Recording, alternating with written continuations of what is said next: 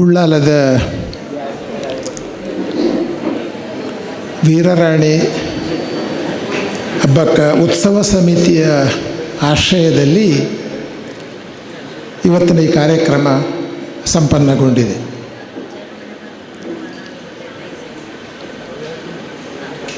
ರಾಣಿ ಹಬ್ಬಕ್ಕನನ್ನು ನೆನಪಿಸಿಕೊಳ್ಳುತ್ತಲೇ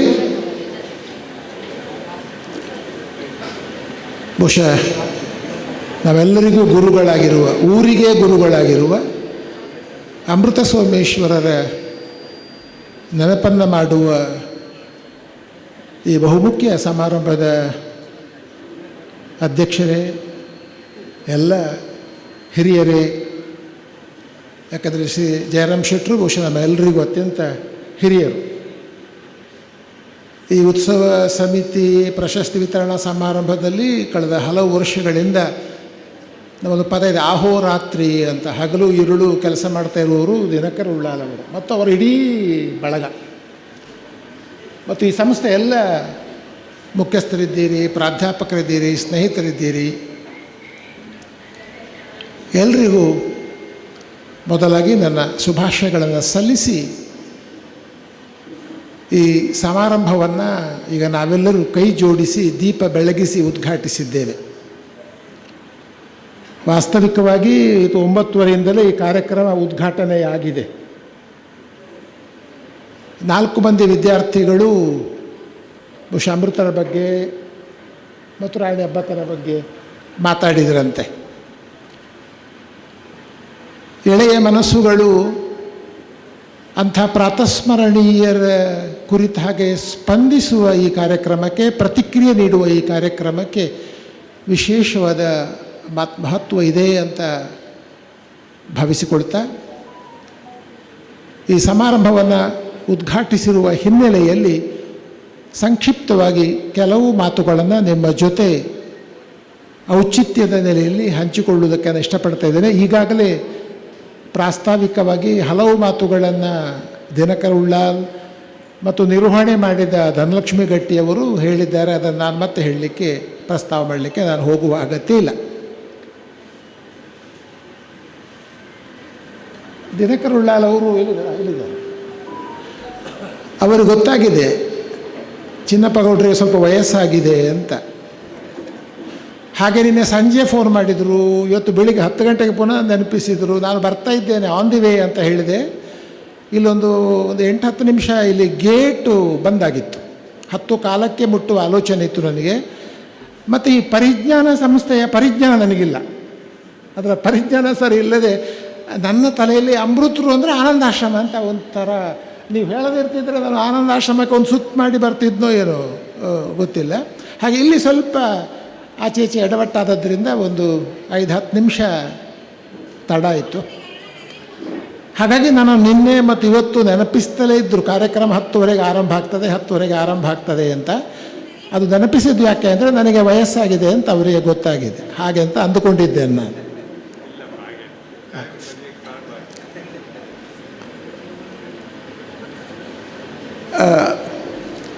ಉಳ್ಳಾಲ ಮತ್ತು ಸೋಮೇಶ್ವರದ ಜನರಿಗೆ, ಪ್ರಜ್ಞಾವಂತರಿಗೆ, ನಾಗರಿಕರಿಗೆ ನಾನು ರಾಣಿ ಹಬ್ಬಕ್ಕನ ಬಗ್ಗೆ ಅಥವಾ ಅಮೃತರ ಬಗ್ಗೆ ಹೊಸತು ಏನು ಹೇಳಬಹುದು ಎನ್ನುವುದು ಅಥವಾ ಹೊಸತು ಹೇಳುವಂಥದ್ದು ಏನೂ ಇಲ್ಲ. ಈ ನೆಲದಲ್ಲಿ ಓಡಾಡಿದ ಉಳ್ಳಾಲಕ್ಕೆ ಒಂದು ಚರಿತ್ರೆಯಲ್ಲಿ, ನಮ್ಮ ನಾಡಿನ ಚರಿತ್ರೆಯಲ್ಲಿ ಒಂದು ವಿಶಿಷ್ಟ ಸ್ಥಾನವನ್ನು ಅಥವಾ ಒಂದು ಮಹತ್ವದ ಸ್ಥಾನವನ್ನು ತಂದುಕೊಟ್ಟ ರಾಣಿ ಹಬ್ಬಕ್ಕ, ಇದೇ ಸೋಮೇಶ್ವರ ಪರಿಸರದಲ್ಲಿ ತನ್ನ ಸಾಹಿತ್ಯಿಕ ಮತ್ತು ಸಾಂಸ್ಕೃತಿಕ ಬದುಕನ್ನು ಕಟ್ಟಿ ನಾಡಿನ ಅಗ್ರಮಾನ್ಯ ಸಾಹಿತಿ, ಸಂಶೋಧಕ ಅಂತ ಅನ್ನಿಸಿದ ಅಮೃತ ಸೋಮೇಶ್ವರರು, ಇವರಿಬ್ಬರೂ ಕೂಡ ಈ ಮಣ್ಣಲ್ಲಿ ಓಡಾಡಿದವರು, ಈ ಮಣ್ಣಲ್ಲಿ ನಡೆದಾಡಿದವರು, ಇಲ್ಲಿಯ ಗಾಳಿ ಬೆಳಕಿನಲ್ಲಿ ಬೆಳೆದವರು. ನಾನು ಎಳೆಯ ಮನಸ್ಸುಗಳಿಗೆ ಹೇಳಬೇಕಾದ ಮುಖ್ಯ ಮಾತನ್ನು ಮೊದಲು ಪ್ರಸ್ತಾವ ಮಾಡ್ತೇನೆ. ಯಾಕೆ ಈ ಕಾರ್ಯಕ್ರಮ ಅಂತ. ಒಬ್ಬರು ಇತಿಹಾಸದ ಚರಿತ್ರೆ, ಒಬ್ಬರು ಮಹಿಳೆ, ಅಥವಾ ಅಬ್ಬಕ್ಕಂದಿರು ಅಂತ ಬೇಕಾದ್ರೂ ಹೇಳ್ಬೋದು. 1ನೇ ಹಬ್ಬಕ್ಕ, 2ನೇ ಹಬ್ಬಕ್ಕ. ಇತಿಹಾಸದ ಅನೇಕ ಸೂಕ್ಷ್ಮಗಳಿಗೆ ನಾನು ಹೋಗುವುದಿಲ್ಲ. 4 ಹಬ್ಬಕ್ಕರಿದ್ದಾರೆ ಅಂತ ಪ್ರಸ್ತಾವ ಇದೆ. ಆದರೆ 2 ಹಬ್ಬಕ್ಕಂದಿರ ಬಗ್ಗೆ, ತಾಯಿ ಮತ್ತು ಮಗಳು, ಸುಮಾರು 100 ವರ್ಷಗಳು, 1 ಶತಮಾನದ ಕಾಲ ಪೋರ್ಚುಗೀಸ್ ಆಳ್ವಿಕೆ ಮತ್ತು ದಬ್ಬಾಳಿಕೆಯ ವಿರುದ್ಧ ಸೆಟೆದು ನಿಂತ ಅಬ್ಬಕ್ಕನನ್ನು ಯಾಕೆ ಸ್ಮರಿಸಿಕೊಳ್ಳಬೇಕು? ಇದು ಒಂದು ಪ್ರಶ್ನೆ. ಇತಿಹಾಸಕ್ಕೆ ಸೇರಿದ ಒಬ್ಬರು ಮಹಿಳೆ, ಹೆಚ್ಚು ಕಡಿಮೆ 500 ವರ್ಷ ಹಿಂದಿನ ಕಥೆ ಇದು. 1525ರಿಂದ 1625 ಒಂದು ಅಂದಾಜಿಟ್ಟುಕೊಳ್ಳುವ, ಇದು ಸ್ವಲ್ಪ ಆಚೆ ಆಗ್ಬೋದು. 1525ರಿಂದ 1568-70 ಮೊದಲನೇ ಹಬ್ಬಕ್ಕ, 1594ರಲ್ಲಿ ಪಟ್ಟಕ್ಕೆ ಬಂದ 2ನೇ ಹಬ್ಬಕ್ಕ, 1625 ಅವಧಿ, ಸುಮಾರು 1 ಶತಮಾನ. 1 ಶತಮಾನ ಉಳ್ಳಾಲವನ್ನು ಕೇಂದ್ರವಾಗಿಟ್ಟುಕೊಂಡು ಪೋರ್ಚುಗೀಸರ ವಿರುದ್ಧ ಹೋರಾಡಿದ ಒಬ್ಬರು ಸ್ವಾಭಿಮಾನಿ ಮಹಿಳೆ ಅಥವಾ ಸ್ವಾಭಿಮಾನಿ ಮಹಿಳೆಯರ ಕುರಿತ ಒಂದು ಸಂಸ್ಮರಣೆ. ಇದು ಯಾಕೆ? ನಾನು ವಿಶೇಷವಾಗಿ ಎಳೆಯ ವಿದ್ಯಾರ್ಥಿಗಳು ಇಟ್ಟುಕೊಂಡೇ ಈ ಮಾತುಗಳು ಹೇಳ್ತಾ ಇದ್ದೇನೆ. ಇನ್ನೊಂದು, ಅಮೃತರು ನಮ್ಮ ಕಾಲಕ್ಕೆ ಅಥವಾ ಅವರ ಕಾಲಕ್ಕೆ ನಾವು ಸೇರಿದವರು, ನಮ್ಮ ಕಾಲಕ್ಕೆ ಅನ್ನೋಕೆ ಅವರ ಕಾಲಕ್ಕೆ ನಾವು ಸೇರಿದವರು. ಬಹುಶಃ ನಮ್ಮಲ್ಲೆಲ್ಲರೂ ಕೂಡ ಹಿರಿಯರು, ಅನೇಕರು ಅಮೃತರು ನೋಡಿದ್ದಾರೆ, ಕಂಡಿದ್ದಾರೆ, ಕೇಳಿದ್ದಾರೆ, ಮಾತನಾಡಿಸಿದ್ದಾರೆ, ಜೊತೆಗೆ ಸಂವಾದ ಮಾಡಿದ್ದಾರೆ, ಅವರ ಸಾಹಿತ್ಯವನ್ನು ಓದಿ ಬೆಳೆದಿದ್ದಾರೆ. ಬಹುಶಃ ಇತ್ತೀಚೆಗಿನ ಎಳೆಯ ಮಕ್ಕಳನ್ನು ಬಿಟ್ಟರೆ, ಅಂದರೆ ನಮ್ಮ ವರ್ತಮಾನದ ಒಬ್ಬ ಸಾಧಕ, ವರ್ತಮಾನದ ಒಬ್ಬ ಹಿರಿಯ ಸಾಹಿತಿ, ತುಳುನಾಡಿಯೇ ಒಂದು ಅನನ್ಯ ಜ್ಞಾನದ ಬೆಳಕನ್ನು ಕೊಟ್ಟ ಅಮೃತ ಸೋಮೇಶ್ವರರು ಇನ್ನೊಬ್ಬರು ನೆನಪಿಸಿಕೊಳ್ತಾ ಇದ್ದೇವೆ. ಈ ಇಬ್ಬರನ್ನು ಯಾಕೆ ನೆನಪಿಸಿಕೊಳ್ಳಬೇಕು ಎನ್ನುವುದು ಪ್ರಶ್ನೆ. ಈ ಇಬ್ಬರನ್ನು ಮತ್ತೆ ಮತ್ತೆ ಯಾಕೆ ನೆನಪಿಸಿಕೊಳ್ಳಬೇಕು ಎನ್ನುವುದು ಇನ್ನೊಂದು ಪ್ರಶ್ನೆ. ಯಾಕೆ ನೆನಪಿಸಿಕೊಳ್ಳಬೇಕು ಅಂತಂದರೆ ಇದಕ್ಕೆ 3 ಮುಖ್ಯ ಕಾರಣಗಳುಂಟು. ಮಕ್ಕಳಿದು ನಿಮಗಾಗಿ ಬಹುಶಃ ಆಯೋಜಿಸಿರುವ ಕಾರ್ಯಕ್ರಮ, ಹಾಗಾಗಿ ಸ್ವಲ್ಪ ಗಮನ ಕೊಟ್ಟು ಕೇಳಿದ್ರೆ ನನಗಲ್ಲ, ಈ ಕಾರ್ಯಕ್ರಮ ಆಯೋಜಿಸಿದ್ರೆ ಸಂತೋಷ ಆಗ್ತದೆ. ಇದರ ಪರಿಜ್ಞಾನ ನಿಮಗೆ ಇರಬೇಕು. ಇವತ್ತಿನ ಕಾರ್ಯಕ್ರಮ, ನೀವು ಪರಿಜ್ಞಾನ ಸಂಸ್ಥೆಗೆ ಸೇರಿದವರು. ಪರಿಜ್ಞಾನ ಅಂತ ಗೊತ್ತಲ್ಲ, ಬಹಳ ಮಹತ್ವದೊಂದು ಶಬ್ದ ಅದು. ಬಹಳ ಎಚ್ಚರವನ್ನು ಮೂಡಿಸುವ ಜ್ಞಾನದ ಕುರಿತ, ಪರಿಪರಿಜ್ಞಾನದ ಕುರಿತ ಒಂದು ಎಚ್ಚರಿಕೆಯನ್ನು ಮೂಡಿಸುವ ಶಿಕ್ಷಣ ಸಂಸ್ಥೆದ, ಅದಕ್ಕೆ ಸೇರಿದ ವಿದ್ಯಾರ್ಥಿಗಳು ನೀವು ಇರಲಿ. 2-3 ಕಾರಣ ಏನು ಅಂತಂದರೆ, ರಾಣಿ ಅಬ್ಬಕ್ಕನನ್ನು ಯಾಕೆ ಸ್ಮರಿಸಬೇಕು ಅಂತಂದರೆ, ಬಹುಶಃ ಇತಿಹಾಸದ ಒಂದು ಮಾದರಿ ಹೆಣ್ಣಾಗಿ, ಮಾಡೆಲ್ ಅಂತ ಹೇಳ್ತೇವೆ ನಾವು. ಇತಿಹಾಸ ಒಂದು ಕಾಲಘಟ್ಟದಲ್ಲಿ ಮಾದರಿ ಆಳ್ವಿಕೆಯನ್ನು ಕೊಟ್ಟ ಒಬ್ಬಳು ಹೆಣ್ಣು ಮಗಳು, ಜೈನ ಜಾತಿಗೆ ಸೇರಿದವಳು, ಕುಟುಂಬ ವರ್ಗದಿಂದ ಪ್ರೋತ್ಸಾಹ ಬಿಡಿ, ಉತ್ತೇಜನ ಬಿಡಿ, ವಿರೋಧ ಇದ್ದ ಕಾಲಘಟ್ಟ. ಅನೇಕ ಸ್ಥಳೀಯ ಅರಸುಮನೆತನಗಳಲ್ಲಿ ಕೂಡ ಕಾಲಕ್ಕೆ ವ್ಯೂಹಗಳನ್ನು ಮಾಡಿಕೊಂಡು, ಸಂಧಾನವನ್ನು ಮುರಿದು ಹೀಗೆ ಹೋರಾಟ ಮಾಡಿದವಳು. ವಿಶೇಷವಾಗಿ ಪೋರ್ಚುಗೀಸರ ವಿರುದ್ಧ ಪಟ್ಟು ಹಿಡಿದು ಬಹಳ ಮುಖ್ಯವಾಗಿ 2-3 ಕಾಳಗಗಳನ್ನು ಇದೇ ಉಳ್ಳಾಲದ ಸೋಮೇಶ್ವರದ ಕಡಲ ತೀರ ನಡೆಸಿದವಳು. ಮುಖ್ಯವಾಗಿ ಒಂದು ದೇಶೀಯ ಕಾಳಗದ ತಿಳುವಳಿಕೆಯನ್ನು, ಅರಿವನ್ನು, ಪ್ರಜ್ಞೆಯನ್ನು ಇಟ್ಟುಕೊಂಡು ಹೋರಾಡಿದವಳು.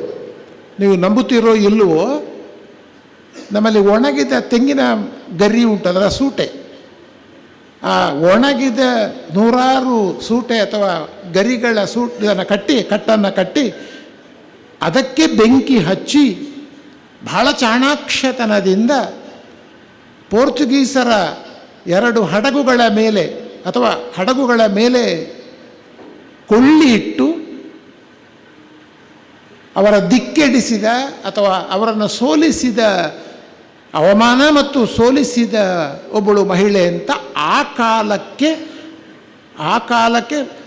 ಅರಬ್ ರಾಷ್ಟ್ರಗಳಲ್ಲಿ, ಪರ್ಷಿಯಾ ಮೊದಲಾದ ರಾಷ್ಟ್ರಗಳಲ್ಲಿ ಮನ್ನಣೆ ಪಡೆದವಳು. ನೆನಪಿಟ್ಟುಕೊಳ್ಳಿ, ಅವಳು ಒಂದು ಮಾದರಿ. ಸ್ವಲ್ಪ ಮತ್ತೆ ವಿವರಿಸ್ತೇನೆ ಏನು ಮಾದರಿ ಅದು ಅಂತ.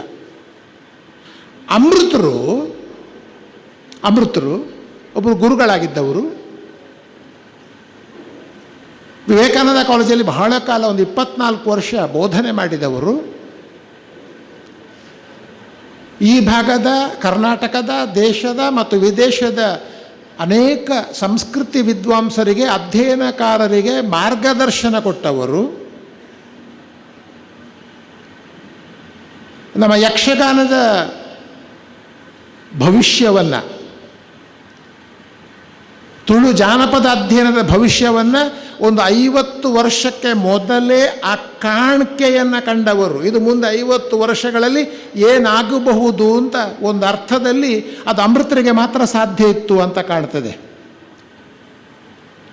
ಒಂದು ತುಳು ಯಕ್ಷಗಾನ ಬಂದ ಕಾಲಘಟ್ಟ 70ರ ದಶಕದಲ್ಲಿ. ಆಮೇಲೆ ಅಮೃತರು ತುಳುತಿಟ್ಟು ಅಂತ ಕರೆದು ಆ ಯಕ್ಷಗಾನಕ್ಕೆ ಬೇಕಾದ ವೇಷಭೂಷಣ ಪರಿಕರಗಳನ್ನು ಸಿದ್ಧ ಮಾಡಿ, ತುಳು ಪ್ರಸಂಗಗಳು ಅಥವಾ ಕನ್ನಡ ಪ್ರಸಂಗಗಳು ಈ ನೆಲಕ್ಕೆ ಹೇಗೆ ಸಂಬಂಧಪಟ್ಟಿರಬೇಕು ಅಂತ ಬಹಳ ಗಾಢವಾಗಿ ಯೋಚನೆ ಮಾಡಿದವರು. 50 ವರ್ಷಗಳ ಹಿಂದೆ ಒಂದು ತುಳು ಯಕ್ಷಗಾನವನ್ನು ತುಳುತಿಟ್ಟು ಅಂತ ಕರೆಯುವ ಧೈರ್ಯ ಮತ್ತು ಮನಸ್ಸು ಮಾಡಿದ ಅಮೃತರು ಇದ್ದಾರೆ.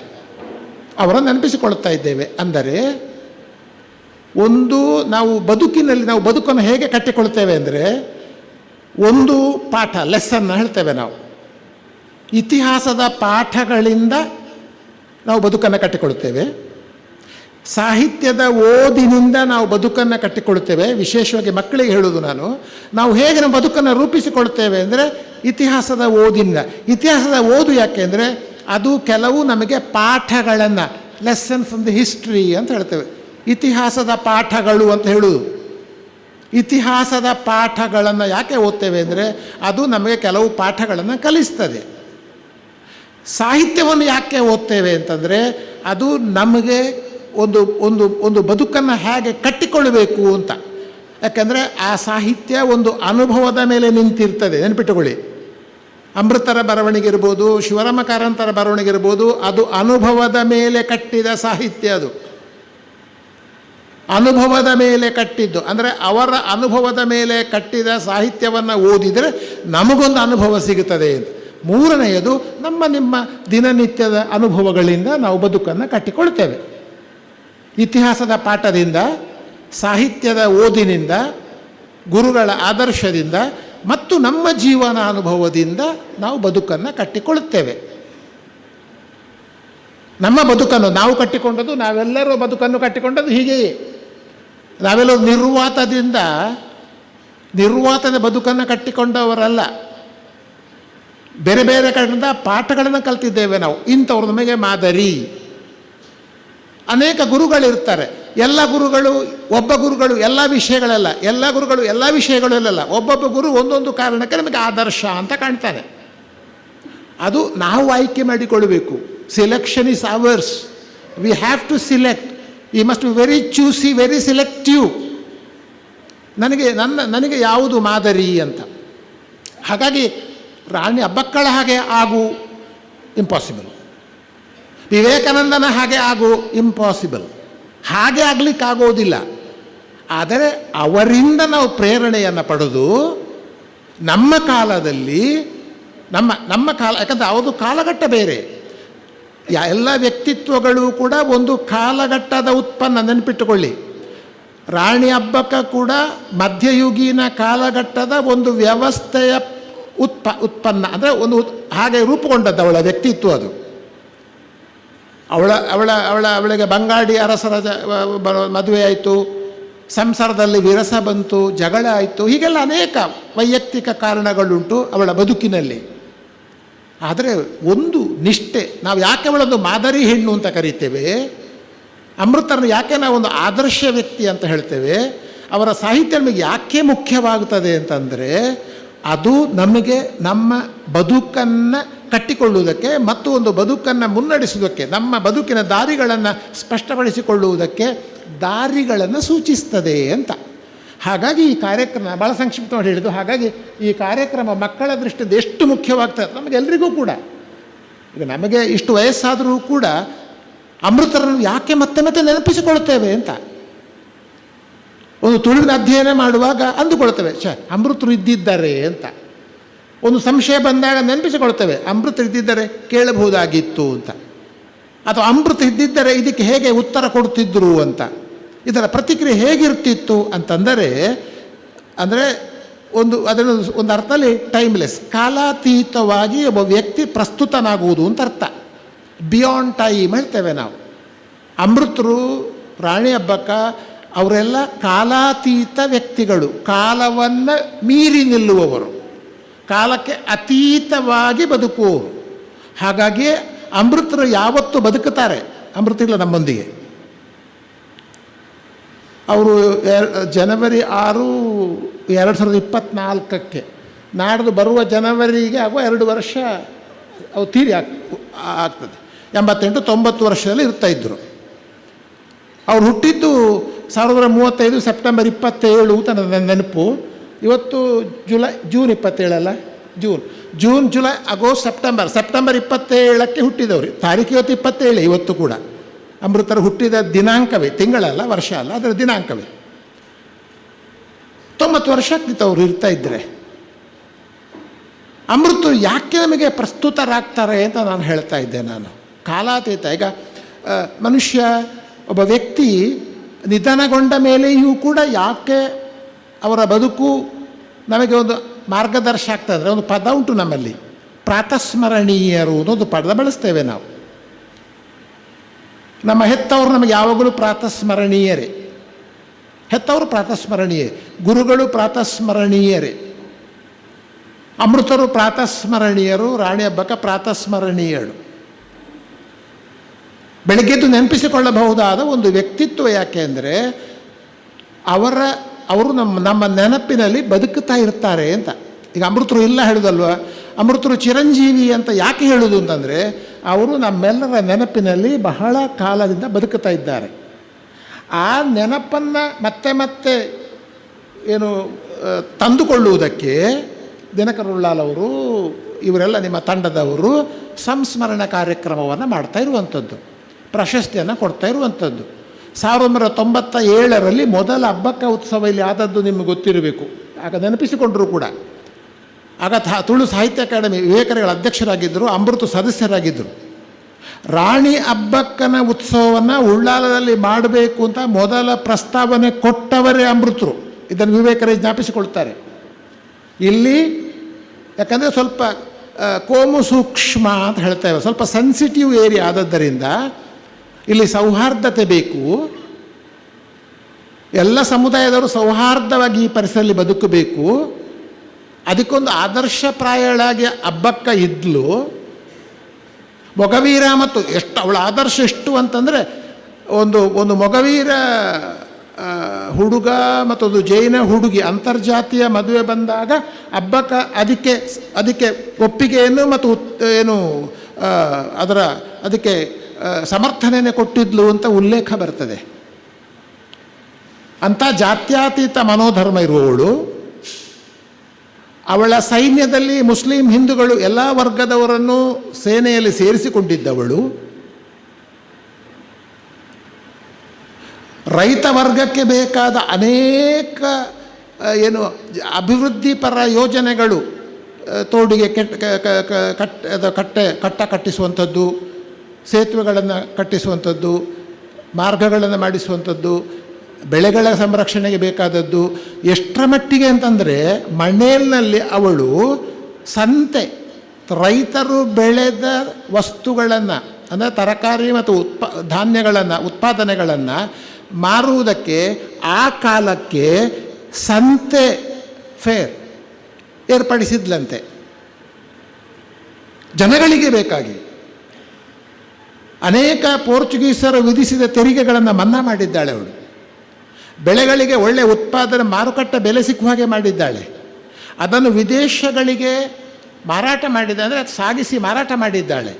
ಆ ಮೂಲಕ ಈ ಜಾಗಕ್ಕೆ ಚಿನ್ನ, ಬೆಳ್ಳಿ, ಕುದುರೆ ಅನೇಕ ವಸ್ತುಗಳನ್ನು ಅವಳು ಆಮದು ಮಾಡಿಕೊಂಡಿದ್ದಾಳೆ. ಈ ಭಾಗದ ಸಂಪತ್ತನ್ನು ಹೆಚ್ಚಿಸಿದ್ದಾಳೆ ಅಂತ. ಹೀಗೆ ಸಂಪತ್ತನ್ನು ಹೆಚ್ಚಿಸುವಾಗ ಆ ಸಂಪತ್ತನ್ನು ಮತ್ತೆ ಜನಗಳಿಗೆ ವಿನಿಯೋಗ ಮಾಡಿದ್ದಾಳೆ. ಅಧಿಕಾರಕ್ಕಾಗಲ್ಲ, ಜನ ರಕ್ಷಣೆಗಾಗಿ, ಜನರ ಹಿತಕ್ಕಾಗಿ ಅಂತ. ಗಮನಿಸಿ ನೀವು, ಒಂದು ಪ್ರಭುತ್ವದ ಈ ಮಾತನ್ನು ಹೇಳಿ ಅಬ್ಬಕ್ಕನ ಬಗ್ಗೆ ನಾನು ನಿಲ್ಲಿಸ್ತೇನೆ. ಒಂದು ಪ್ರಭುತ್ವ ಇರುವಾಗ, ಈಗ ನಾವು ಪ್ರಜಾಪ್ರಭುತ್ವ ವ್ಯವಸ್ಥೆಯಲ್ಲಿದ್ದೇವೆ, ಇದು ಪ್ರಜಾಪ್ರಭುತ್ವ, ನಾವೆಲ್ಲರೂ ಆಡಳಿತದ ಪರವೋ ವಿರುದ್ಧವೋ ಮಾತಾಡ್ಬೋದು, ನಮಗೆ ಉಂಟು. ಒಬ್ಬ ರಾಜ ರಾಣಿ ಇರುವಾಗ, ಪ್ರಭುತ್ವವೇ ಆಳ್ತಾ ಇರುವಾಗ, ಈಗ ಪ್ರಜಾಪ್ರಭುತ್ವ, ಪ್ರಜೆಗಳೇ ಪ್ರಭುಗಳು. ಅವತ್ತು ರಾಣಿ ಆಳ್ತಾ ಇದ್ದದ್ದು, ಪ್ರಭುತ್ವ ಇದ್ದದ್ದು, ಕೇಳುವವರಿಲ್ಲ ಹೇಳುವವರಿಲ್ಲದ ಒಂದು ಕಾಲಘಟ್ಟದಲ್ಲಿ ರಾಣಿ ಅಬ್ಬಕ್ಕ ಅತ್ಯಂತ ಪ್ರಜಾಪ್ರಭುತ್ವವಾದಿಯಾಗಿ, ಬಹಳ ಡೆಮೋಕ್ರೆಟಿಕ್ ಆಗಿ, ಜನಪರ ಜನಹಿತ ಕಾರ್ಯಕ್ರಮಗಳನ್ನು ಅವಳು ಹಮ್ಮಿಕೊಂಡದ್ದಿದೆಯಲ್ಲ, ಅದು ನಮ್ಮ ಪ್ರಭುತ್ವಕ್ಕೆ ಒಂದು ಮಾದರಿ ಅಂತ. ಅವಳಿದ್ದದ್ದು ಪ್ರಭುತ್ವ. ನಮ್ಮ ಪ್ರಜಾಪ್ರಭುತ್ವವೇ ಪ್ರಭುತ್ವದ ಹಾಗೆ ವರ್ತಿಸುವ ಕಾಲಘಟ್ಟದಲ್ಲಿ ನಾವಿದ್ದೇವೆ. ಎಲ್ಲ ಅಧಿಕಾರ ಬಂದ ಕೂಡಲೇ ಮಾತಾಡಲಿಕ್ಕಾಗುವುದಿಲ್ಲ, ಹೌದಾ? ಅವಳು ಅಧಿಕಾರವನ್ನು ಇಟ್ಟುಕೊಂಡವಳು ಜನಪರವಾಗಿ, ಜನಗಳ ಒಟ್ಟಿಗೆ. ಪಿಯಾತ್ರೋ ಡೆಲ್ಲಾವೆಲ್ಲ ಅಂತ ಒಬ್ಬ ಒಬ್ಬ ಒಬ್ಬ ಪ್ರವಾಸಿಗ ಬರೀತಾನೆ. ಸಾಧಾರಣ ಕಪ್ಪು ಬಣ್ಣದ ಗಿಡ್ಡ ದೇಹ, ಅಂಥ ಸೌಂದರ್ಯ ಏನಲ್ಲ, ಒಂದು ಹತ್ತಿ ಬಟ್ಟೆ ಉಟ್ಟುಕೊಂಡಿದ್ದಾಳೆ, ಮೈ ಮೇಲೆ ಬಟ್ಟೆ ತಲೆಗೆಲ್ಲ ಹೊದ್ದುಕೊಂಡಿದ್ದಾಳೆ, ಅತ್ಯಂತ ಸರಳವಾದ ಉಡುಪು. ಆದರೆ ಒಂದು ಮಾತು ಹೇಳ್ತಾನೆ, ಅವಳನ್ನು ನೋಡುವಾಗ ಒಂದು ಗೌರವ ಭಾವನೆ ಬರ್ತಾ ಇತ್ತು. ಜಸ್ಟ್ ರಿಮೆಂಬರ್, ಅಂದರೆ ಗೌರವ ನೀವು ಸಂಪಾದಿಸುವುದು ನೀವು ಹಾಕುವ ಬಟ್ಟೆ, ಉಡುಪು, ಚಿನ್ನಾಭರಣಗಳಿಂದಲ್ಲ, ನಿಮ್ಮ ನಡವಳಿಕೆಯಿಂದ ಅಂತ. ಎಂಥ ಎಂಥ ಆದರ್ಶ ನೋಡಿ ಅದು. ನಿಮ್ಮ ನಡವಳಿಕೆ, ನಿಮ್ಮ ಬಿಹೇವಿಯರ್, ನಿಮ್ಮ ವರ್ತನೆ. ಆ ಪಿಯಾತ್ರೋಡೆಲ್ಲ ಅವೆಲ್ಲೇನು ಕೇಳ್ತಾಳೆ ಅವಳು, ಅಯ್ಯೋ ಪಾಪ ನೀನು ಯಾಕೆ ಈ ಕಾಡಿಗೆ ಬಂದಿದ್ದಿ ಅಂತ ಕೇಳ್ತಾಳೆ ಅವಳು. ಒಂದು ಪ್ರವಾಸದ ಇದು ವಿವರಗಳಿವೆ. ನಾನು ಆ ತರಂಗದ ಲೇಖನದಲ್ಲಿ ಸ್ವಲ್ಪ ವಿಸ್ತಾರವಾಗಿ ಅದನ್ನು ಬರೆದಿದ್ದೆ. ಕಳೆದ ಭಾಳ ವಿಸ್ತಾರವಾದ ಲೇಖನ ತರಂಗದವರು ಪ್ರಕಟ ಮಾಡಿದರು. ಅದನ್ನು ಆ ಪ್ರವಾಸಿಗೆ ಹೇಳ್ತಾನೆ, ದಯವಿಟ್ಟು ನೋಡಿ ಗಮನಿಸಿ. ಅವನು ಹೇಳ್ತಾನೆ, ಅವಳು ಆದರೆ ಬಹಳ ಬಹಳ ಗೌರವದ ಹೆಣ್ಣಾಗಿ ಅವಳು ಕಂಡು ಬಂದಿದ್ಲು. ನಡ್ಕೊಂಡು ಬರುವಾಗ ಜನ ಎಲ್ಲ ದಾರಿ ಬಿಡ್ತಾ ಇದ್ದರು, ಗೌರವ ಸೂಚಿಸ್ತಾ ಇದ್ದರು. ನನ್ನ ಬಗ್ಗೆ, ಅವನ ಬಗ್ಗೆ ತುಂಬ ಕಾಳಜಿ ವ್ಯಕ್ತಪಡಿಸಿದ್ಲು. ನಿನಗಿಲ್ಲೇನಾದರೆ ಅಂತ ಕೇಳಿದ್ಲಂತೆ. ಇಲ್ಲೆಲ್ಲ ನನಗಾಗಲಿಕ್ಕೆ ದೇವರಿದ್ದಾನೆ ಅಂತ ಅವನು ಹೇಳಿದಂತೆ. ಅಲ್ಲ, ನೀವು ಯಾಕೆ ಅಷ್ಟು ದೂರ ಬಿಟ್ಟು ಬಂದಿದ್ದಿ? ನಿನಗೇನಾದರೂ ತೊಂದರೆ ಆಯಿತಾ? ನಿನ್ನ ಆಪ್ತ ವರ್ಗದವನು ನೀನೇನಾದ್ರು ಕಳ್ಕೊಂಡಿಯಾ? ಅಂದರೆ ಏನಾದ್ರು ಹೆಂಡತಿ ಮಕ್ಕಳನ್ನ ಕಳ್ಕೊಂಡು ಬೇಸರವಾಗಿ ನಮ್ಮಲ್ಲಿಗೆ ಬಂದಿಯೋ ಅಂತ. ಅಷ್ಟರ ಮಟ್ಟಿಗೆ ಒಬ್ಬಳು ರಾಣಿ ಒಬ್ಬ ವಿದೇಶಿಗನನ್ನು ವಿಶ್ವಾಸಕ್ಕೆ ತಕ್ಕೊಂಡು ಅವನ ಖಾಸಗಿ ಬದುಕಿನ ವಿವರಗಳನ್ನು ಕೇಳ್ತಾಳೆ ಅಂತಂದರೆ ಐ ನೀಡ್ ನಾಟ್, ನಾನು ಅದಕ್ಕಿಂತ ಹೆಚ್ಚು ಹೇಳಬೇಕಾದ ಅವಶ್ಯಕತೆ ಇಲ್ಲ. ಎಂಥ ವ್ಯಕ್ತಿತ್ವ ಅವಳದ್ದು ಅಂತ. ಅಧಿಕಾರ ಬಂದರೆ, ಸಂಪತ್ತು ಬಂದರೆ, ಇನ್ನು ಇತ್ಯಾದಿ ಎಲ್ಲ ಬಂದರೆ ಜನಗಳನ್ನು ಅಷ್ಟು ದೂರ ಇಡುವ ಪ್ರವೃತ್ತಿ ಒಂದು ಕಡೆಯಾದರೆ, ಅದೆಲ್ಲವೂ ಇದ್ದು ಜನರನ್ನು ಮತ್ತು ನನ್ನ ನಾಡನ್ನು ರಕ್ಷಿಸಬೇಕು ಅಂತ ಪಣ ತೊಟ್ಟವಳು ರಾಣಿ ಅಬ್ಬಕ್ಕ. ಅವರನ್ನು ಇವರು ಸಂಸ್ಮರಿಸ್ತಾ ಇರೋದೀಗ. ಹಾಗಾಗಿ ನಾವು ದಿನಕರ ಉಳ್ಳಾಲ್ ಮತ್ತು ಜಯರಾಮ್ ಶೆಟ್ಟಿ ಅವರನ್ನು ದೊಡ್ಡ ಚಪ್ಪಾಳೆಯೊಂದಿಗೆ ಅವರು ಅಭಿನಂದಿಸಬೇಕು. ಯಾಕೆ ಅಂತಂದರೆ ನಿಮಗೆ ಅಂಥ ಎರಡು ಹಿರಿಯ ಚೇತನಗಳನ್ನು ಪರಿಚಯಿಸ್ತಾ ಇದ್ದಾರೆ. ನಿಮಗದು ಮಾದರಿ, ಆದರ್ಶ. ಅಮೃತರ ಬಗ್ಗೆ ಒಂದು 5 ನಿಮಿಷ ಟೈಮ್ ಇಲ್ಲ, ಅವ್ರು ಹೇಳಿದ 5 ನಿಮಿಷದಲ್ಲಿ ಮುಗಿಸ್ಬೇಕಂತೆ ನಾನು. ಅಮೃತರ ಬಗ್ಗೆ ನಾನು 100 ಮಾತು ಹೇಳುವುದಕ್ಕಿಂತ ಅಮೃತರ ಒಂದು ಪುಟ್ಟ ಕವನವನ್ನು ನಾನು ವಾಚನ ಮಾಡಿದರೆ ಸಾಕು. ಅಮೃತರು ನನ್ನ ಗುರುಗಳು ಮಾತ್ರ ಅಲ್ಲ, ನನ್ನ ವಿಷಯದ ನಾನು ಹೇಳಿದೆ ಅಲ್ಲ, ನಾನು PhD ಮಾಡುವಾಗ ಭೂತಾರಾಧನೆಯ ಬಗ್ಗೆ ಮಾಡಿದರೆ ಆಗಬಹುದೋ ಅಂತ ಕೇಳುವಾಗ ಅವರು ಹೇಳಿದ್ದು ಮಾತು ನೆನಪಿಸಿಕೊಳ್ಬೇಕು ನಾನು. ಅವ್ರು ಏನು ಹೇಳಿದ್ದು ಅಂತಂದರೆ, ಭೂತಗಳ ಅಧ್ಯಯನ, ಭೂತಾರಾಧನೆ ಆಗಬಹುದು, ಏಕೆಂದರೆ ಭೂತಾರಾಧನೆ ಅಧ್ಯಯನಕ್ಕೆ, ಪ್ರಾರ್ಥನೆಗಳ ಅಧ್ಯಯನಕ್ಕೆ ಒಂದು ಭವಿಷ್ಯ ಉಂಟು ಮತ್ತು ನಿಮಗೂ ಒಂದು ಒಳ್ಳೆಯ ಭವಿಷ್ಯ ಉಂಟು ಅಂತ ಭವಿಷ್ಯ ಹೇಳಿದ ಅಮೃತರು ನನಗೆ. ನಿಮಗೂ ಒಂದು ಭವಿಷ್ಯ ಉಂಟು, ಭೂತಾರಾಧನೆಗೂ ಒಂದು ಒಳ್ಳೆಯ ಭವಿಷ್ಯ ಉಂಟು. ಕಾಣ್ತಾ ಇದ್ದೇವೆ ನಾವು ಇವತ್ತು. 50 ವರ್ಷಗಳ ಹಿಂದೆ ಅಮೃತರು ಹೇಳಿದ್ದು ಇವತ್ತು ಪಾರ್ಧನಗಳ ಅಧ್ಯಯನ ಅಂತಾರಾಷ್ಟ್ರೀಯ ಮಟ್ಟದಲ್ಲಿ ಆಗ್ತಾ ಇದೆ. ಇದಕ್ಕೆ ಹೇಳೋದು ನೋಡಿ ಫಾರ್ಸೈಟೆಡ್ನೆಸ್, ದೂರದರ್ಶಿತ್ವ ಅಂತ ಹೇಳೋದು. ಅಮೃತರ ವ್ಯಕ್ತಿತ್ವ ಅಂಥದ್ದು ದೂರದರ್ಶಿತ್ವ. ಅವರು ಭವಿಷ್ಯವನ್ನು ಗುರುತಿಸಿ ಹೇಳಬಲ್ಲವರಾಗಿದ್ದು. ಹಾಗೆಂತೇಳವರು ಪುರೋಹಿತ ಇದು ಜಾತಕ ಹೇಳುವವರಲ್ಲ, ಅದರ ಬಗ್ಗೆ ಬಹಳ ವಿರೋಧ ಇತ್ತು ಅವರಿಗೆ, ಅದು ಬೇರೆ ವಿಷಯ. ಆದರೆ ನಾಡು ಏನಾಗುತ್ತದೆ ನಾಳೆ ಅಂತ ಶೈಕ್ಷಣಿಕ ವಿಷಯದಲ್ಲಿ ಅಧಿಕೃತವಾಗಿ ಮಾತನಾಡಬಲ್ಲ ಅಮೃತರು. ಅವರೊಂದು ಕವನ ಓದಿ ನನ್ನ ಮಾತನ್ನು ಮುಗಿಸ್ತೇನೆ. ಎದೆಯ ದನಿ ಅಂತ ಎಲ್ಲರಿಗೂ ಗೊತ್ತಿರುವುದೇ, ನನಗೆ ಮಕ್ಕಳಿಗೆ ಪ್ರಿಯ ಆಗಬಹುದು. ಎದೆಯ ದನಿಯ ಕವಿಯವರು. ಎದೆಯ ದನಿ ಅಂತ ಕುವೆಂಪು ಬಳಸುವ ಒಂದು ಭಾಷೆ ಅದು. ಎದೆಯ ದನಿಗೆ ಕಿವಿ ಕೊಡಬೇಕು ಅಂತ ಬಹಳ ದೊಡ್ಡ ಮಟ್ಟಿಗೆ ಕುವೆಂಪು ಹೇಳ್ತಾರೆ. ಅಷ್ಟು ಮಾತ್ರ ಅಲ್ಲ, ಕುವೆಂಪು ಅವರ ವೈಚಾರಿಕತೆಯ ಬಗ್ಗೆ ಅಮೃತರಿಗೆ ಅಪಾರ ಗೌರವ. ನಾನು ಮೊದಲ ತರಗತಿಯಲ್ಲಿದ್ದಾಗಲೇ BAಯಲ್ಲಿ ನನ್ನ ಮೊದಲ ಅಮೃತರು ಹೇಳಿದ ಮಾತು, ನೀವು ಕುವೆಂಪು ಅವರನ್ನು ಓದಬೇಕು, ಏಕೆಂದರೆ ಅವರ ವೈಚಾರಿಕತೆ, ರ್ಯಾಷನಲಿಸಮ್, ಇಂಟಲೆಕ್ಚುಲಿ ಅವ್ರು ಹೇಳ್ತಾರೆ ಅದನ್ನು. ಅಂಥ ಕುವೆಂಪು ನೋಡಿ, ವೈಚಾರಿಕೆ ಅಂದರೆ ಪ್ರಜ್ಞೆಗೆ, ಬುದ್ಧಿಗೆ ಸಂಬಂಧಪಟ್ಟದ್ದು. ಆದರೆ ಅವರು ಹೇಳ್ತಾರೆ ಎದೆಯ ದನಿಗೆ ಕಿವಿ ಕೊಡಿ ಅಂತ. ಎಂಥ ಮಾತು ನೋಡಿ ಅದೆಲ್ಲ. ಎದೆಯ ವಾಯ್ಸ್ ಆಫ್ ದಿ ಹಾರ್ಟ್. ಅದಕ್ಕಾಗಿಯೇ ರಾಣಿ ಅಬ್ಬಕ್ಕನನ್ನು ಬ್ರೇವ್ ಹಾರ್ಟ್ ಆಫ್ ಇಂಡಿಯಾ ಅಂತ ಕರೆದದ್ದು. ಬ್ರೇವ್ ಹಾರ್ಟ್, ಕೆಚ್ಚೆದೆಯ ಹೆಣ್ಣವಳು ಅಂತ. ಹಾಗೆ ಈ ಎದೆಯ ದನಿ ಒಂದು ಕವನ, ಒಂದೆರಡು ನಾಲ್ಕು ನೋಡಿ. ಅಮೃತ ಹೇಳ್ತಾರೆ, ಎನ್ನ ದೇವರ ಗುಡಿಗೆ ಮುಚ್ಚು ಕದಗಳೇ ಇಲ್ಲ. ಎನ್ನ ದೇವರ ಗುಡಿಗೆ ವಿವರಿಸುವ ಅವಶ್ಯಕತೆ ಇಲ್ಲ. ಎನ್ನ ದೇವರ ಗುಡಿಗೆ ಮುಚ್ಚು ಕದಗಳೇ ಇಲ್ಲ, ಹಾಕಿ ತೆಗೆಯುವ ಬಾಗಿಲುಗಳೇ ಇಲ್ಲ. ನನ್ನ ದೇವರ ಗುಡಿಗೆ, ಬಾಗಿಲಂದರೆ ಗೋಡೆ ಇಲ್ಲ ಅಂತ ಅರ್ಥ. ಗೋಡೆ ಇದ್ರಲ್ಲ ಬಾಗಿಲು ಬೇಕಾಗೋದು. ಸೊ ಗೋಡೆ ಬಾಗಿಲು ಯಾವುದೂ ಇಲ್ಲ. ನಿತ್ಯ ತೆರೆದಿರುವಂಥ ಮುಕ್ತದ್ವಾರ, ಯಾರು ಯಾವಾಗ ಬೇಕಾದರೂ ನನ್ನ ದೇವರ ಗುಡಿಗೆ ಬರಬಹುದು. ಕತ್ತಲೆಯ ಗೂಡಾರವಲ್ಲ ಆ ಗರ್ಭಗುಡಿ. ಈಗಿನೆಷ್ಟೋ ಗರ್ಭಗುಡಿಗಳಲ್ಲಿ ದೇವರೇ ಕಾಣೋದಿಲ್ಲ ಅಷ್ಟು. ಕತ್ತಲೆಯ ಗೂಡಾರವಲ್ಲ ಆ ಗರ್ಭಗುಡಿ, ಸುತ್ತಿ ಸುಳಿಯುವುದು ಗಾಳಿ ಬೆಳಕು ಪೂರ. ಇಡೀ ದೇವರ ಗುಡಿಯಲ್ಲಿ ಗಾಳಿ ಬೆಳಕು, ಇದು ಗಾಳಿ ಬೆಳಕು ರೂಪಕದಲ್ಲಿ ಹೇಳಿದವರು. ಗಾಳಿ ಅಂದರೆ ಬದಲಾವಣೆ, ಬೆಳಕು ಅಂದರೆ ಜ್ಞಾನ. ನನ್ನ ದೇವರ ಗುಡಿಯ ಒಳಗೆ ಅದರಲ್ಲಿ ಜ್ಞಾನ ಇರ್ತದೆ, ಬೆಳಕಿರ್ತದೆ ಅಂತ ಹೇಳಿದವರು. ಸುತ್ತಿ ಸುಳಿಯುವುದು ಗಾಳಿ ಬೆಳಕು ಪೂರ. ಒಳಗಿರುವ ವಿಗ್ರಹವು, ಒಂದು ವಿಗ್ರಹ ಉಂಟು, ಅದು ಗಂಡು ಎಂದರೆ ಗಂಡು, ನಿಮಗೆ ಬಿಟ್ಟದ್ದು. ಅದು ಗಂಡು ಎಂದರೆ ಗಂಡು, ಹೆಣ್ಣು ಎಂದರೆ ಹೆಣ್ಣು, ಭೇದವಿಲ್ಲ. ದೇವರಲ್ಲಿ ಹೆಣ್ಣು ಗಂಡು, ಅಮೃತ ಹೇಳ್ತಾರೆ ಗಂಡು ಹೆಣ್ಣು ಅಂತ. ಅವರು ಹೇಳಿದ್ನಲ್ಲ, ನಮ್ಮ ಸಾಮಾನ್ಯ ಒಂದು ಗ್ರಹಿಕೆಗಿಂತ ಹೇಗೆ ಆಚೆಗೆ ಯೋಚನೆ ಮಾಡ್ತಾರೆ ಅಂತ. ಮನುಷ್ಯರಲ್ಲಿ ಗಂಡು ಹೆಣ್ಣು ಸರಿ, ದೇವರಲ್ಲಿ ಗಂಡು ಹೆಣ್ಣು ಎಂಥದ್ದು, ಅದರ ಆಚೆಗಿರುವವರು. ಹಾಗಾಗಿ ಒಬ್ಬರ ದೇವರಾಗಬೇಕಾದ್ರೆ ಅವನು ಗಂಡು ಹೆಣ್ಣು ಎನ್ನುವ ಒಂದು ಲಿಂಗತ್ವದ ಪರಿಧಿಯನ್ನು ಕೂಡ ದಾಟಬೇಕು ಅಂತ ಅರ್ಥ. ಹೆಣ್ಣು ಎಂದರೆ ಹೆಣ್ಣು, ಭೇದವಿಲ್ಲ. ಅಲ್ಲಿ ಅರ್ಚಕನಿಲ್ಲ, ಸೇವೆ ಪಟ್ಟಿಗಳಿಲ್ಲ.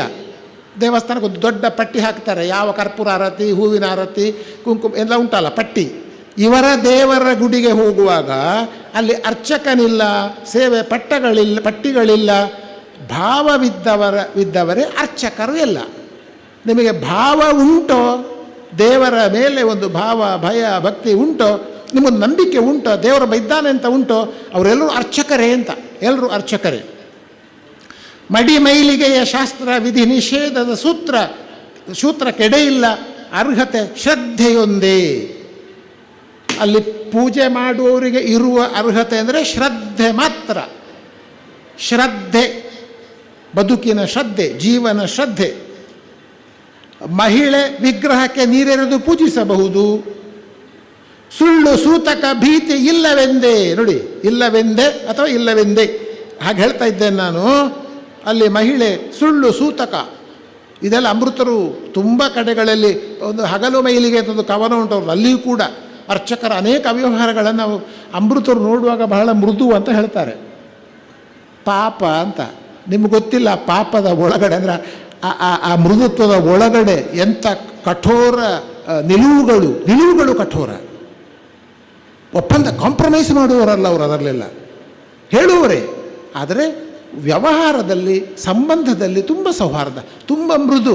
ಅಮೃತರು ಎಂಥ ಮೆತ್ತಗೆ ಮಾತಾಡ್ತಾರೆ ಅಂತಂದರೆ ಅವ್ರ ಹತ್ತಿರ ಕೂತು, ನಮ್ಮ ತರಗತಿಗಳಲ್ಲಿ ದೊಡ್ಡ ಕ್ಲಾಸ್ ಅದು, ಅವರಿಗೆ ತರಗತಿ ಬಹಳ ಕಷ್ಟ ಆಗ್ತಾ ಇತ್ತು ಒಂದು ಕಾಲಕ್ಕೆ ಪಾಠ ಮಾಡುವ. ಯಾಕಂದರೆ 100-120 ಇದ್ದ ಮಕ್ಕಳು ಅವ್ರನ್ನೆಲ್ಲ ಮಾತಾಡೋದು ನೋಡಿ, ಮೃದುವಾಗಿ ಮಾತಾಡೋದು. ಮಕ್ಕಳು ಜೋರಲ್ವಾ.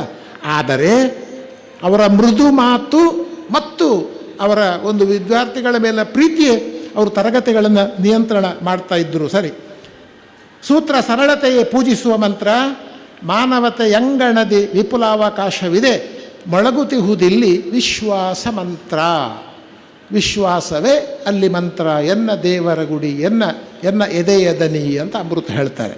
ಅಮೃತರ ಎಲ್ಲ ಬರವಣಿಗೆಗಳನ್ನು, ಸಮಯದ ಮಿತಿ ಇದೆ, 11ವರೆಗೆ ನಾವು ಮುಗಿಸ್ಬೇಕಾಗಿದೆ, ಸಾರಿ, ಸುಮಾರು 200ಕ್ಕಿಂತ ಹೆಚ್ಚು ಕೃತಿಗಳನ್ನು ಬರೆದವರು. ನಾನು ಒಂದು ಮಾತು ನಿಮ್ಗೆ ಅರ್ಥ ಆಗ್ತದೆ, ಬಹುಶಃ ಕಾರಂತರನ್ನು ಬಿಟ್ಟರೆ ಅಥವಾ ಕಾರಂತರಂತೆ ಬಿಡುದು ಬೇಡ, ಕಾರಂತರಂತೆ ಬಹಳ ವೈವಿಧ್ಯಮಯವಾಗಿ 200ಕ್ಕಿಂತ ಹೆಚ್ಚು, ಕಾರಂತರು ಸುಮಾರು 400 ಅಂತ ಹೇಳ್ತಾರೆ, ಇವರದ್ದು ಅಷ್ಟು ಆಗ್ಬೋದು, ಸುಮಾರು 200ಕ್ಕಿಂತ ಹೆಚ್ಚು ಮುಖ್ಯ ಕೃತಿಗಳನ್ನು ಬರೆದವರು. ಕತೆ, ಕಾದಂಬರಿ, ಸಣ್ಣ ಕತೆ, ವಿಮರ್ಶೆ, ವ್ಯಕ್ತಿಚಿತ್ರ, ಸಂಶೋಧನೆ, ಅಂಕಣ ಬರಹ, ಆಮೇಲೆ ತುಂಬ ಈ ಎಲ್ಲ ಬರೆದಿದ್ದಾರೆ.